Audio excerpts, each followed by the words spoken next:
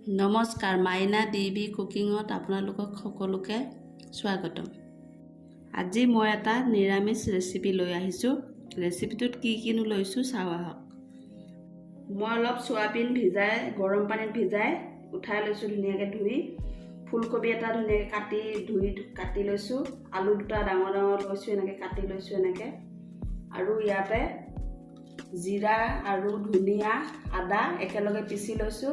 ইয়াত এটা বিলাহী ডাঙৰ সাইজৰ পেষ্ট কৰি লৈছোঁ আৰু এখিলা তেজপাত, এটা শুকান জলকীয়া, কেইটামান গোটা জিৰা লৈছোঁ।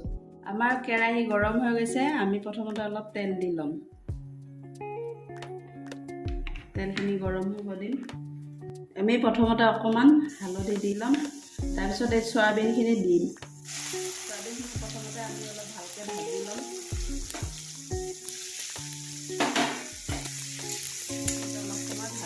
ভাজি ল'ম অলপ ৰঙা হোৱাকৈ। আমাৰ এতিয়া চয়াবিনখিনি ভাজা হৈ গ'ল। আমি এতিয়া উঠাই ল'ম গোটেইখিনি।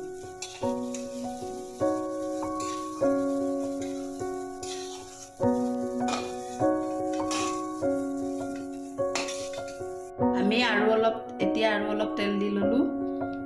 তেলখিনি গৰম হ'লে হৈছে। এতিয়া অকণমান আকৌ হালধি দি ল'ম। কাটি ৰখা ফুলকবিখিনি ভাজি ল'ম।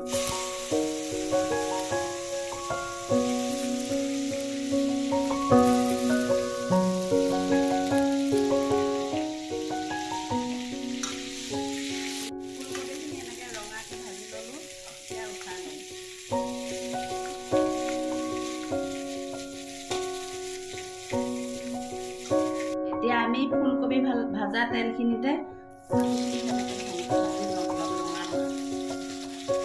আমি এতিয়া আলুখিনি উঠাই ল'ম। ৰঙা ৰঙাকৈ ভাজি লৈছোঁ।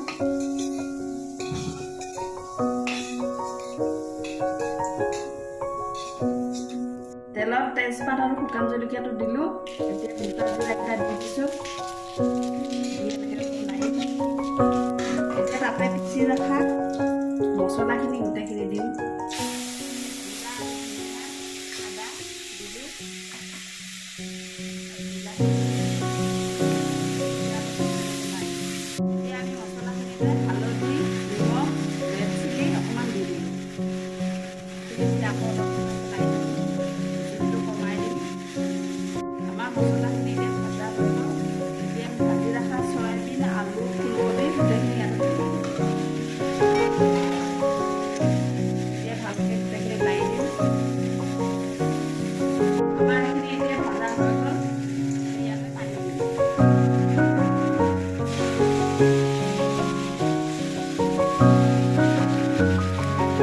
এবাৰ এনেকৈ লাই এতিয়া আমি অলপ সময়ৰ কাৰণে ঢাকি দিম।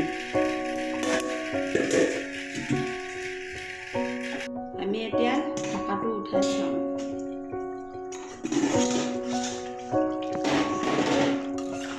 তৰকাৰী হৈ গৈছে। আলু ধুনীয়াকৈ সিজিছে।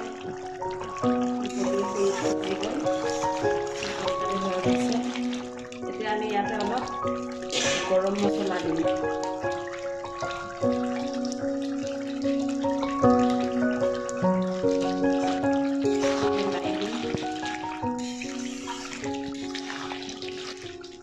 গেছটো অফ কৰি দিলোঁ। তৰকাৰী হৈ গ'ল। এয়া আমাৰ চয়াবিন ফুলকবি আলুৰ নিৰামিষ তৰকাৰী ৰেডি হৈ গ'ল। সদায় মাছ মাংস খাই এনেকৈ মাজে মাজে বনাই খালে খুব ধুনীয়া লাগে। আপোনালোকেও এনেকৈ বনাই খাব আৰু ৰুটিৰ লগতো এনেকৈ খাব, খুব ধুনীয়া হয়।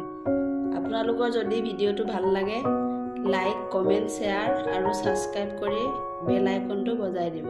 ধন্যবাদ।